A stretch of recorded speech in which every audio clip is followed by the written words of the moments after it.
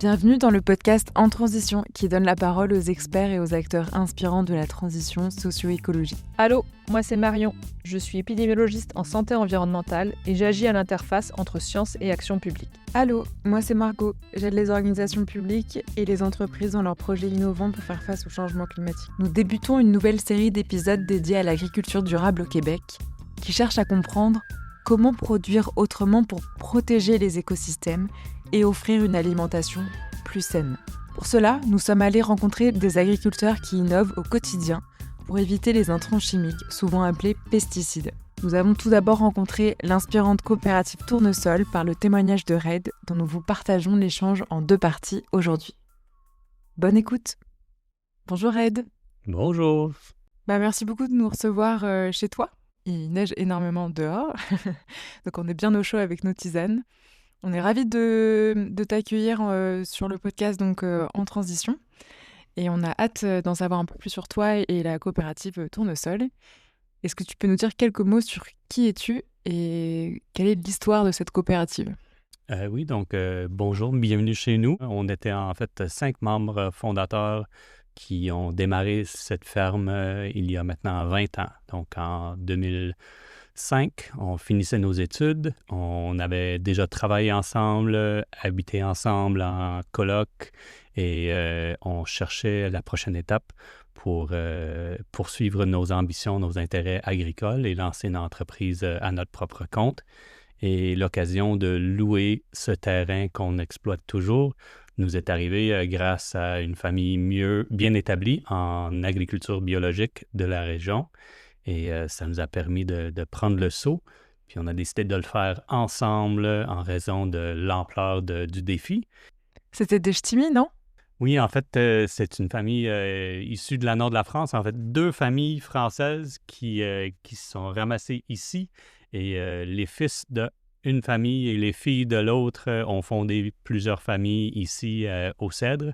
Donc, les familles de Wavrin et Biour, à qui on doit beaucoup pour le soutien qu'ils nous ont donné de façon incroyable à travers 2 décennies. Alors, tu nous dis que vous étiez 5 au départ de cette aventure. Est-ce que tu peux nous dire qui sont ces 5 personnes qui se sont lancées dans ce projet?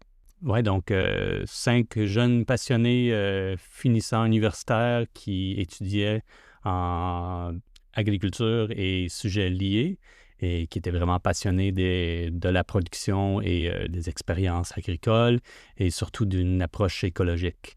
Et en finissant nos études, on avait déjà un bon bagage de production maraîchère grâce à d'autres exploitants paysans au Québec qui nous avaient engagés pendant nos étés. Et donc, le défi en lançant l'entreprise Tournesol fut plus un défi au niveau humain autant qu'agricole, dans le sens qu'on savait déjà comment faire pousser des légumes, mais démarrer une entreprise à plusieurs puis gérer ça de façon démocratique, c'était une autre couche supplémentaire qu'on conjugue toujours avec, mais ça reste parmi les choses qui nous animent beaucoup puis qui nous a fait évoluer depuis toujours sous forme de coop de travail. Et donc, nous sommes une coop de travail avec des fondements écologiques pour poursuivre une agriculture durable et nourrir la population.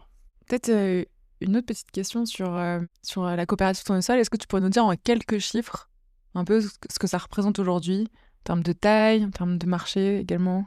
Oui, donc on était 5 au départ. On a très rapidement voulu prendre nos premières stagiaires après la première ou deuxième année parce que c'était comme ça que nous aussi, on a été formés grâce à la générosité de nos mentors qui nous ont tout appris ce qui était production parce qu'on avait étudié en agriculture, mais le but d'une éducation universitaire, c'est pas forcément de former des producteurs. Donc, la production, on l'a appris à côté de nos fermières mentors qui nous ont aidés à vraiment apprendre le côté terrain. Depuis ce temps-là, on a eu, je n'ai aucune idée combien de gens ont travaillé ici au sein de la ferme, mais plus qu'une 50aine, je dirais, à travers 20 ans. Probablement que je sous-estime de beaucoup.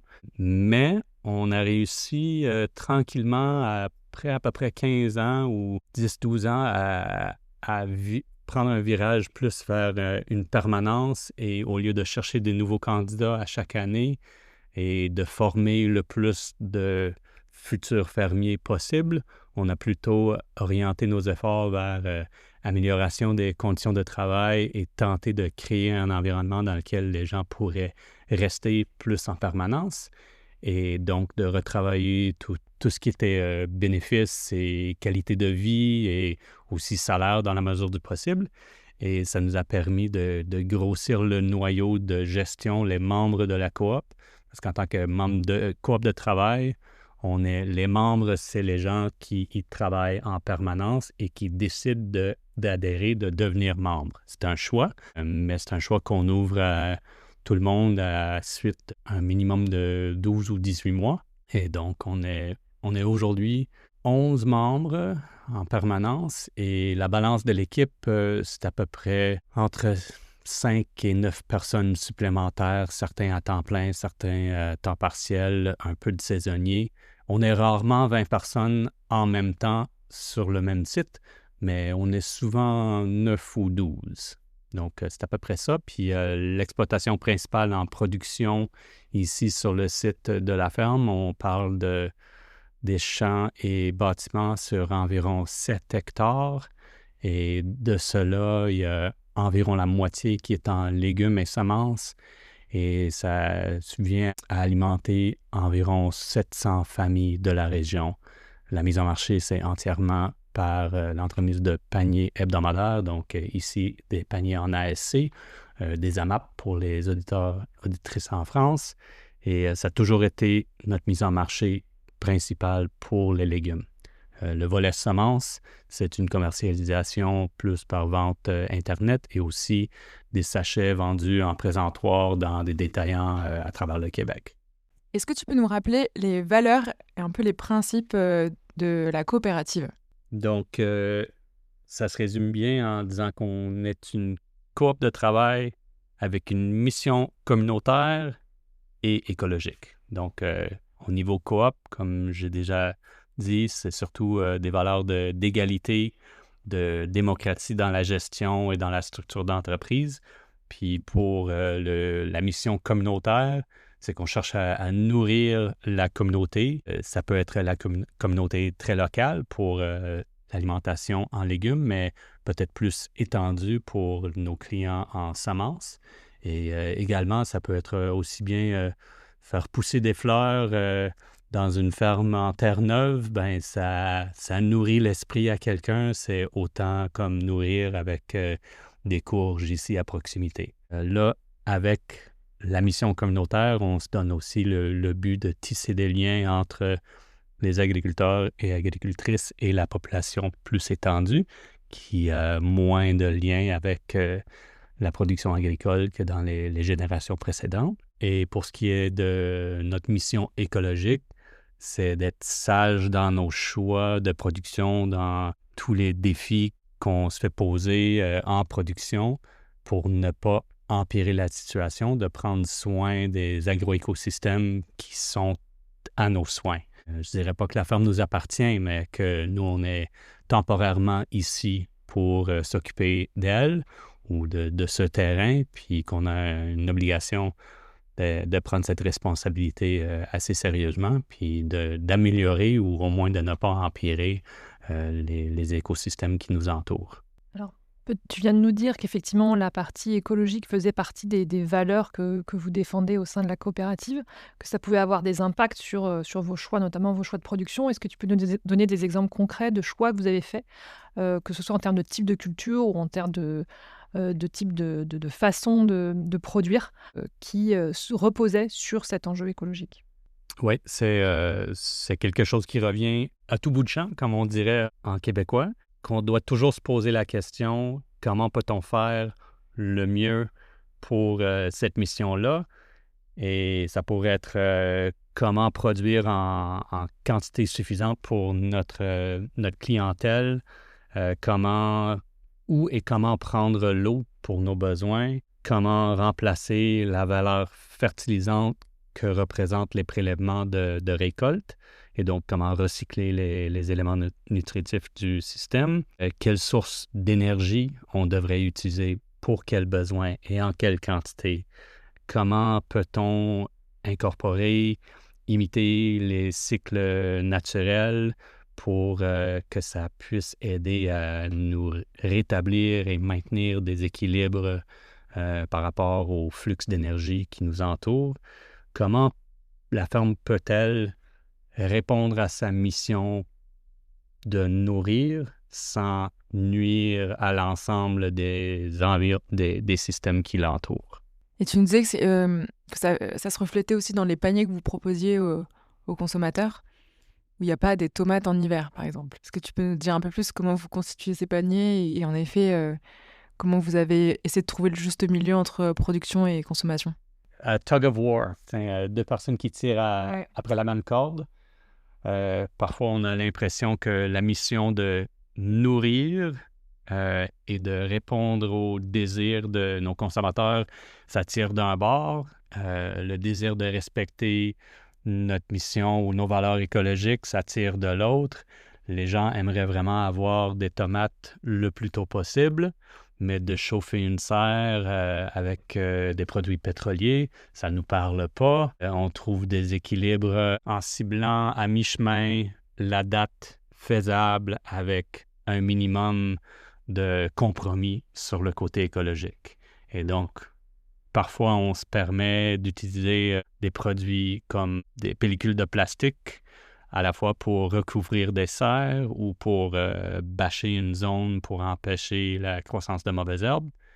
Mais on va tenter de le faire de façon ordonnée et ne pas aller plus loin qu'on aimerait.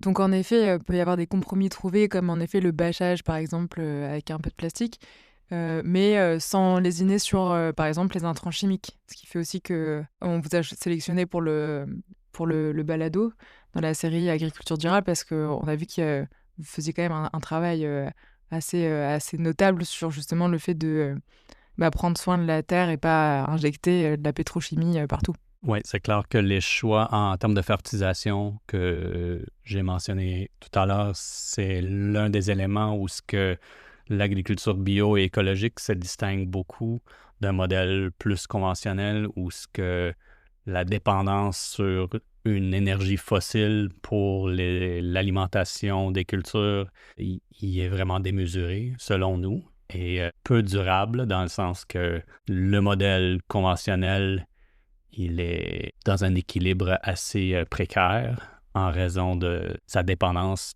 surtout les éléments fertilisants de synthèse, l'azote principalement, mais si c'était pas pour le gaz naturel, l'agriculture conventionnelle, il tombe à l'eau assez rapidement. Et nous cherchions plutôt à préconiser une approche plus complexe et basée sur la productivité de systèmes naturels qui peuvent potentiellement durer en permanence, tenter de trouver des solutions pérennes plutôt que des solutions précaires qui reposent sur une base énergétique peu défensible, selon moi. Est-ce que tu as d'autres exemples à nous partager pour justement vivre et se protéger des aléas naturels sans intrants chimiques dans une ferme? Oui. J'allais revenir là-dessus parce que c'est l'élément auquel je tiens le plus dans nos choix de production. C'est encore de miser sur la diversité, de prendre soin d'un terrain plus grand. J'allais dire cultiver plus grand, mais c'est d'étendre la surface de nos opérations sur plus grand que l'espace sur lequel on récolte. Donc, on prolonge nos rotations de culture sur plusieurs années dans lesquelles on n'a pas de prélèvement de récolte. Donc, c'est ce qu'on appelle des engrais verts ou des cultures de couverture.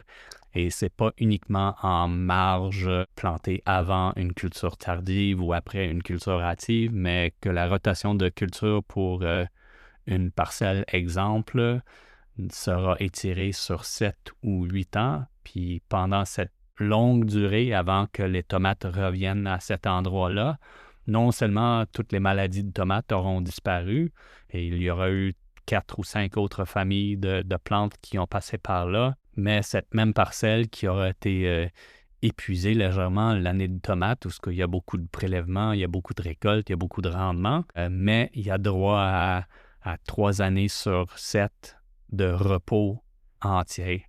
Donc, des années où il y a pas de culture, il y a uniquement, on prend soin de la terre, on prend soin de l'agroécosystème, on rajoute de la diversité, on rajoute des cultures fourragères et fleurs, des plantes mellifères. Et on complique l'ensemble de la ferme en renouvelant les parcelles qui sont mises à la contribution pour les cultures les plus exigeantes, en les donnant des périodes de repos, mais une période de repos bien planifiée.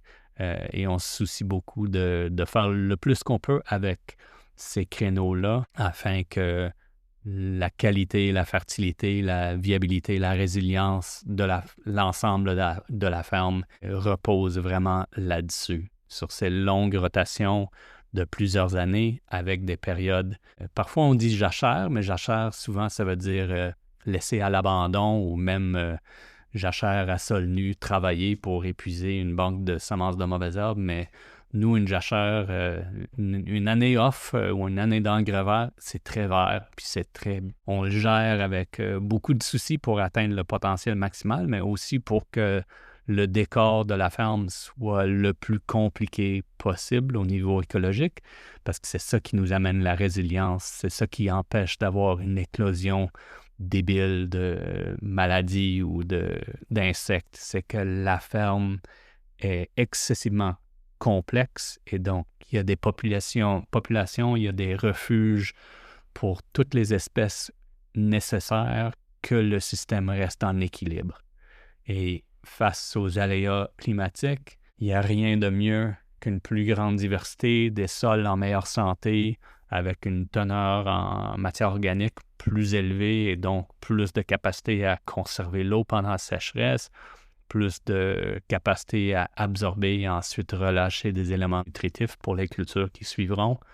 C'est vraiment ne pas pousser le système à ses limites en prélevant en continu, ni tenter de doser avec X pour ensuite ressortir Y, mais de dire on gère tout ça comme un écosystème vivant et fonctionnel. On essaie d'imiter les cycles naturels et mettre une bonne rigueur dans la gestion de toutes les 7 ou 8 années de notre rotation pour pouvoir maintenir à la fois une productivité très élevée, pallier aux effets néfastes des ravageurs et aussi être en mesure de pallier aux aléas d'un climat de moins en moins certain. Vous le pratiquez ici, mais on voulait savoir un peu qu'est-ce qui peut se cacher derrière le bio et aussi est-ce que c'est un label fiable aujourd'hui au Québec? Oui, donc pour nous, la certification bio, c'est un moyen de communiquer à des clients potentiels et actuels qu'ils peuvent nous faire confiance car il y a un cahier de charges important auquel on est assujetti, mais c'est un peu, c'est à la fois règle de base, un cadre normatif. On peut clairement aller plus loin, mais on ne peut pas aller moins loin dans nos efforts. Et donc, dans ce sens-là, ça existe comme gage de confiance pour expliquer plus facilement à une clientèle potentielle qu'on essaie de travailler de façon harmonieuse avec les écosystèmes et les forces naturelles. Mais ce n'est pas uniquement des proscriptions de pas d'intrants de synthèse, pas d'herbicides, pas de pesticides et compagnie, pas d'animaux enfermés en permanence, mais il y a aussi beaucoup de prescriptions qui sont moins bien connues, comme le fait que vous ne pouvez faire une seule culture. Vous ne pouvez pas faire 15 ans de maïs ou tomates sur les mêmes terres. Vous avez des obligations à élaborer un plan de production qui tient moindrement la route dans un égard écologique et logique avec les forces de la nature. Donc, il y a le côté proscription et il y a le côté prescription.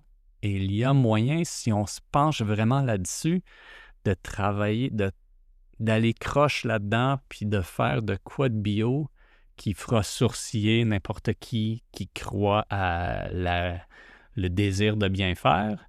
Et parfois, on va trouver des affaires en épicerie qui méritent peut-être pas le label bio, mais que ça a été poursuivi avec beaucoup de créativité sans être forcément un adhérent à l'esprit de la chose.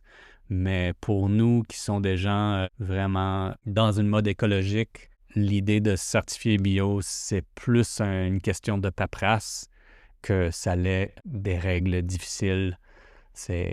On doit se plier plus souvent à des défis administratifs ou des registres supplémentaires à remplir que des inconvénients culturels. Et en général, les agriculteurs écologiques qui viennent d'un esprit écologique, c'est un défi au niveau administratif plutôt qu'au niveau culturel. Et c'est quand même c'est un vrai défi. On le relève mieux en étant plusieurs et en étant habitué à enregistrer tout.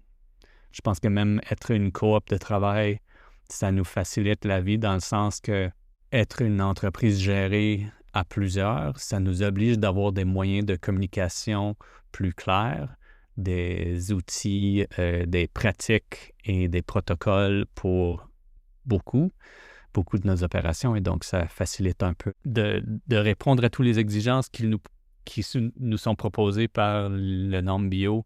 On a plus de facilité à s'y rendre, mais c'est pas pour dire que c'est facile. Puis c'est bien que ça ne soit pas. Je dirais qu'en général, c'est un important atout pour nous, puis on y croit, donc on y adhère un peu aussi pour soutenir le mouvement d'avoir un label qui est solide, qui est encadré par des lois, qui est pas facile à contourner, tandis que tous les autres mots qu'on pourrait appliquer à une culture écologique, c'est un peu n'importe quoi. Et donc, d'avoir un cadre légal qui semble être défensible, c'est important pour nous. Et donc, même si on a une relation suffisamment étroite avec la majorité de nos clients, qu'on pourrait peut-être se passer de la certification bio, on reste dedans par souci que, si tout le monde débarque, il n'y aura plus personne pour le défendre et c'est clair que ça se ferait. Il sera rapidement effrité s'il n'y avait personne là pour le défendre, puis ça deviendra un autre terme qui ne veut rien dire. On comprend bien que vos choix agroécologiques se basent bien au-delà de juste limiter l'utilisation des intrants chimiques. C'est une approche que je comprends plus globale, qui oriente l'ensemble de votre manière de produire. Et cela va jusqu'à vos choix en termes de machinerie agricole. Est-ce que tu peux nous en dire un petit peu plus là-dessus? Oui, vous savez combien d'heures, là? Parce que ça, je pourrais en parler longtemps. Comme j'avais mentionné, c'est moi principalement responsable des infrastructures et machineries de la ferme. Puis, dès nos tout débuts, l'une des choses que je trouvais super intéressant, c'était le potentiel de peut-être modifier certains petits équipements, peut-être aller jusqu'à certains tracteurs pour que ça soit moins énergivore, voire électrifié selon les besoins. Et c'est quelque chose qui est maintenant en cours depuis plusieurs années. Et on a réussi à le faire pour un bon nombre de nos petits outils. Et même avec le soutien de notre clientèle, on a réussi à le faire pour notre véhicule de livraison, qui est quand même assez exceptionnel pour une ferme de notre dimension au Québec. Et donc, il nous reste encore plusieurs tracteurs diesel, mais il n'y a rien en bas de 50 forces ou à peu près 35 kilowatts qui n'a pas été converti. Donc, il ne nous reste plus aucun petit moteur au gaz. Non, il y a une débroussailleuse. C'est vrai, il y a une débroussailleuse. Mais c'est le dernier. Puis, toutes les petites machines qui ont été converties ou l'équivalent en gaz y a été banni, on doit être à 8 ou 9 machines en ce moment. Et la modification, c'est pas tellement une économie en termes de carburant, puis l'effet sur notre empreinte carbone, autre que le camion, qui est quand même assez important, Mais toutes les petites machines, ça ne supprime pas de façon vraiment importante une consommation, mais ça nous permet de poursuivre cette percée-là, de rayonner un peu et inspirer d'autres. Et le plus important pour nous en tant que producteurs et productrices, c'est que les machines sont tellement plus performantes et on a tellement plus d'agréments à nous en servir que tout le monde dans l'équipe est d'accord qu'on ne pourrait jamais retourner en arrière parce que les petites machines alimentées par un moteur au gaz avec un embrayage et des câbles et de la boucane et les vibrations, manque de précision à maniement, c'est complètement le jour et la nuit. Et donc, on est vendu solidement et grâce à mes efforts là-dedans, on a réussi quand même avec les moyens du bord de convertir un bon nombre de nos machines et de nous démarquer un peu. Mais c'est surtout encore, je dirais, ces preuves de la force d'une coop. Si j'étais à gérer une ferme avec René, on n'aurait jamais pu poursuivre ça. On aurait juste trop plein la casque en continu à gérer tout ce qui est nécessaire sur une ferme diversifiée. Donc, gros remerciement à mes collègues d'avoir pris les autres fardeaux que je puisse creuser davantage. Et en étant reconnaissant de ça, j'essaie de faire de mon mieux à aider les autres, à consulter, à publier ce qu'on apprend et aussi de mettre ça à contribution pour la communauté agricole plus élargie. Merci beaucoup. D'ailleurs, c'était la première fois qu'on voyait avec Marion un tracteur électrique. On mettra les photos sur nos réseaux sociaux. Très, très beau tracteur électrique. Il y a un autre exemple qu'on voulait évoquer avec toi et qui a émergé aussi grâce à la diversité de votre collectif. C'est une activité hivernale sur les semences. Est-ce que tu as des conseils à donner à ce sujet? Conseils, non, mais je peux tenter de vous en parler un peu. C'est une aventure super intéressante au sein de notre ferme qui est issue de l'intérêt particulier de quelques membres de l'équipe, notamment Daniel Brisebois, qui a amené un intérêt et un bagage puis des connaissances très précis là-dessus.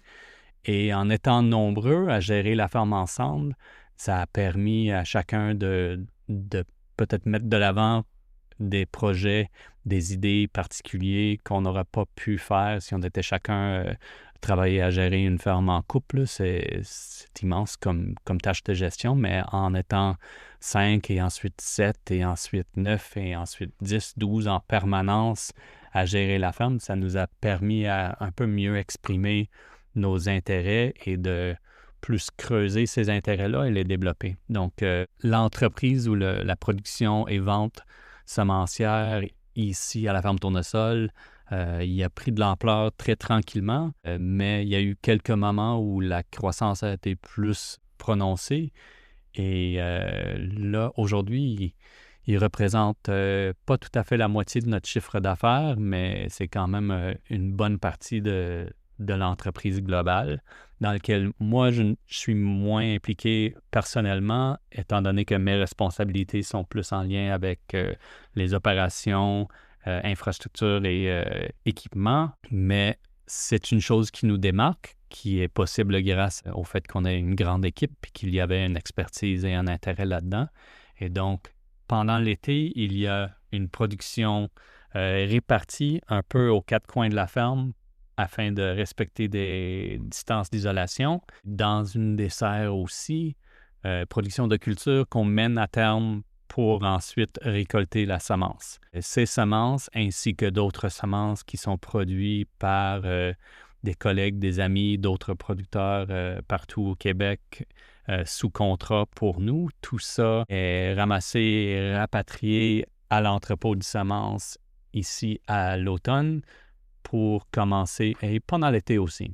Ça n'arrête jamais, mais il y a un gros boom de travail à l'automne avec toutes les récoltes et ensuite nettoyage, classement, test de germinaison et ensuite emballage, préparation de commandes et des événements de mise en marché aussi qui se déroulent à travers l'hiver. Donc, d'un certain point de vue, les opérations semencières ont des besoins de main-d'œuvre plus prononcés pendant l'hiver, quoique nous, en produisant également des semences, il y a une certaine charge estivale aussi.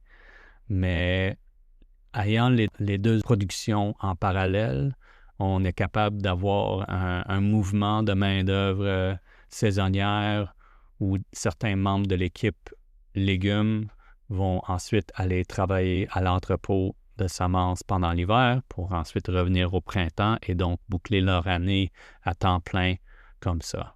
Et ça fait une belle synergie et également quelque chose qui nous démarque. Et pour parler de moyens de pallier au changement climatique, il n'y a rien de plus concret qu'un semencier qui fait des sélections et des croisements pour améliorer une variété, que ça soit mieux adapté à notre climat ou plus tolérant à sécheresse ou plus tolérant au froid. Il y a un tatsoi que Dan a fait un croisement pour amener plus de mauve dedans. Donc, c'est une légume feuille de la famille des crucifères, brassicacées. Mais l'arrivée d'introduire un peu plus de génétique mauve dans un tatsoi, il l'a accompli. Et la saison dans laquelle l'effet est le plus prononcé, c'est avec l'arrivée du froid à l'automne. Donc, le tatsoi mauve ou arc-en-ciel qui devient vraiment un genre de violet foncé à l'automne, c'est une belle... une création signée Tournesol grâce à l'intérêt de Dan puis le travail de toute l'équipe semencière. Fait que des choses de même. Ça nous complique la vie, mais ça rajoute la résilience aussi. C'est pareil comme dans notre production au champ, c'est dans la diversité qu'on trouve la résilience. Et la complémentarité des opérations semencières et légumes, ça ajoute une grande synergie et une plus grande résilience à la ferme Tournesol parce qu'on peut subir des changements dans un des deux marchés sans que ça mette la ferme entière en péril. Et c'est clair qu'être producteur de semences, en même temps on est un grand consommateur de nos propres semences aussi. Et donc, c'est quelque chose d'assez unique pour notre entreprise et c'est surtout signe de la force d'une coop. Ça serait dur à imaginer une ferme qui arrivera à mener tout ça comme nous arrivons à le faire sans avoir une bonne quantité de personnes très sérieuses à la tête. Parce que c'est deux entreprises vraiment complexes. Puis les deux sont sous la même formule. Pas sous la même formule, mais les deux sont ici unis au sein de la ferme Tournesol.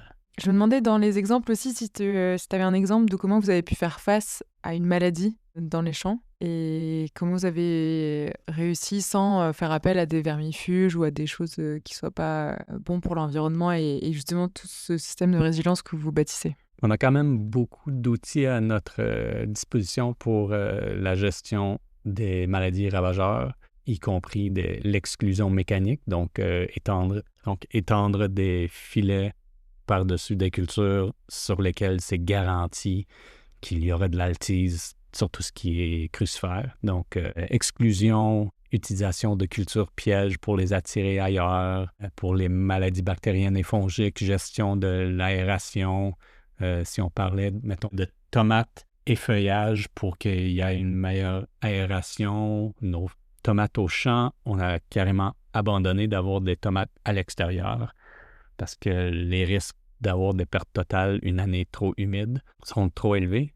Puis tu ne regagneras jamais le temps que tu as investi à les élever en serre, puis les repiquer, les tutorer, les effeuiller. Puis ensuite, à un moment donné, avant la première récolte, tout est gâché. Donc, les tomates sont uniquement sous des genres de longues parapluies linéaires qu'on appelle des tunnels chenilles. Donc, ça ressemble un peu à une mini-serre, mais son but, ce n'est pas de contrôler la température, c'est vraiment de garder le feuillage sec. Puis ça règle 90% des problèmes avec les tomates. Il y a d'autres approches agronomiques pour régler, mais honnêtement, l'arme secrète des producteurs en ASC, c'est notre clientèle qui est reconnaissant tolérants et qui acceptent dès le début qu'il y aura des années où ce que la tomate, ça marche mal, mais on va compenser avec autre chose. Puis on a très rarement été obligés de demander leur compréhension, de s'excuser pour une culture ratée. Mais lorsque ça arrive, les gens sont quasiment plus reconnaissants parce que ils sentent qu'on leur fait confiance puis qu'on partage avec eux les réalités. Quoique pour nous, on est très dérangés puis on met toutes nos forces à arranger le système dès que possible pour réduire le risque que ça se répète. Mais on a déjà eu une année où la grande majorité de nos tomates étaient déclassées. Puis c'était suite à ça qu'on a dit, bon, plus de tomates sans abri, on réduit la quantité totale, puis on va tenter de maîtriser le système de production sous tunnel chenille, puis on va tenter de faire grimper nos rendements dans ce système-là pour pouvoir subvenir aux besoins des gens avec seulement 3 rangs de tomates abrités plutôt que 6 rangs de tomates qu'on peut tout perdre. Mais donc une grande reconnaissance pour ceux qui embarquent, ceux qui décident de s'alimenter avec des paniers hebdo parce que oui, il y a un genre une entente, un contrat pour dire que peu importe les aléas que la météo et la saison et les maladies peuvent amener, on reste avec vous jusqu'à la fin de la saison. Nous, on travaille excessivement fort à être certain de toujours donner les gens une très grande valeur pour leur argent, mais c'est quand même agréable de savoir qu'ils sont dans notre coin. Il y a le potentiel de demander de la compréhension, ce qui est moins couramment le cas dans un modèle agricole plus conventionnel où l'acheteur, il ou elle, s'en fout des troubles. C'est pas des négociations super agréables qui tiennent compte de la situation de météo et maladie chez vous. Donc, on est très content d'avoir choisi un modèle où les échanges humains font partie de nos armes pour faire face à la réalité. Oui, c'est ce que j'allais dire. Moi, je suis marquée à travers les exemples que tu viens de nous donner, là, par finalement la force du collectif, que ce soit le collectif d'équipe, où on voit vraiment comment est-ce que la spécialisation de chacun vous a permis de mettre en œuvre un certain nombre de choses pour respecter les valeurs qui sont importantes pour vous, mais aussi la force apportée, j'ai pas envie de dire le terme clientèle, parce que en fait, vous avez une relation qui est plus, en tout cas de ce que tu nous dis, d'une relation entre une entreprise qui vend et des clients qui achètent. Souvent, on parle de partenaires pour les paniers. Oui, je pense qu'effectivement, et cette force du collectif-là, on voit tous les défis qu'elles vous ont permis de surmonter. La question qu'on a aussi, c'est finalement les défis de demain, parce qu'on voit que vous travaillez en groupe de travail, vous avez beaucoup de réflexions pour anticiper un petit peu ces problématiques-là. Est-ce que tu peux nous donner quelques exemples que vous avez identifiés de défis que vous allez rencontrer dans les prochaines semaines, mois, années, et comment est-ce que vous essayez de travailler sur ces défis-là et les pistes de solutions que vous avez identifiées en fait jusqu'à maintenant? Oui, celui de coup de chaleur et sensibilité santé de l'équipe face au canicule, c'est probablement le plus préoccupant à court terme. Mais il y en a un autre que j'aimerais plus aborder pour les auditeurs et auditrices, étant de devoir rejoindre une population qui est prête à nous appuyer, prête à embarquer dans ce genre de modèle d'échange, de partenariat entre consommateurs et production. Parce que c'est tout un autre défi pour... on n'est pas devenu maraîcher parce qu'on avait envie de devenir expert en marketing. Mais là, chaque année, on regarde les chiffres rentrés, puis on voit qu'on a de la concurrence de joueurs avec des budgets en publicité assez importants. Personnellement, je le trouve déprimant de voir à quel point, si on regarde le bassin de population dans lequel nous, on distribue nos paniers, le pourcentage de ménages que ça nous prendrait pour que notre ferme atteigne nos chiffres à chaque année, c'est très minimal. Nous, on cherche à peu près 700 familles qui vont embarquer pour un panier à chaque semaine ou aux 2 semaines. Et là, on a peut-être un bassin de 300 000 jusqu'à un demi-million de clients, de population. Peut-être pas autant de ménages, mais On dessert quand même l'ouest de l'île de Montréal, tout Vaudreuil-Soulanges, et on a de la misère à convaincre 700 familles de faire confiance à des producteurs locaux qui sont quand même, on est quand même très visible dans la communauté agricole et on fait de notre mieux. Mais c'est un défi supplémentaire qui m'achale parfois parce que je trouve que nous et les autres maraîchers et maraîchères, on travaille très fort puis on travaille très bien et quand on doit se recreuser les méninges à l'hiver pour nous réinventer une campagne de publicité, car la population à qui on propose le service ou le partenariat, c'est du monde très occupé. Ils ont beaucoup de demandes constantes sur leur attention, donc pas évident de les rejoindre, pas évident de communiquer notre vision, nos valeurs, notre mission, toutes les belles affaires qui font en sorte que je crois fermement que des fermes comme la nôtre, ça en prend plus si on veut habiter une société plus fonctionnelle où ce que l'alimentation des gens est prise en main de façon plus durable. Donc voilà, c'est plus un défi niveau marketing, se démarquer et communiquer notre vision, notre mission et ensuite attirer des gens. Mais comme j'ai dit, on a une immense communauté étendue de partenaires qui nous appuient, certains depuis tellement longtemps que c'est les enfants qui viennent maintenant, des enfants qu'on a vus comme nourrissons, qui sont maintenant abonnés au panier pendant qu'ils sont au cégep et c'est excessivement beau à voir.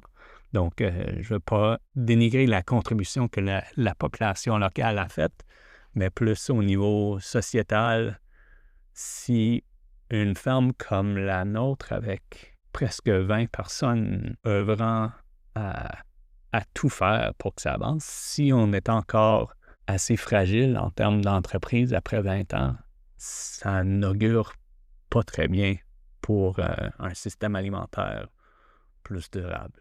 Si vous avez aimé cet épisode, écoutez la deuxième partie qui arrive juste après au prochain épisode, où l'on reviendra avec Reid sur comment ce collectif de la coopérative Tournesol fait face aujourd'hui aux aléas climatiques.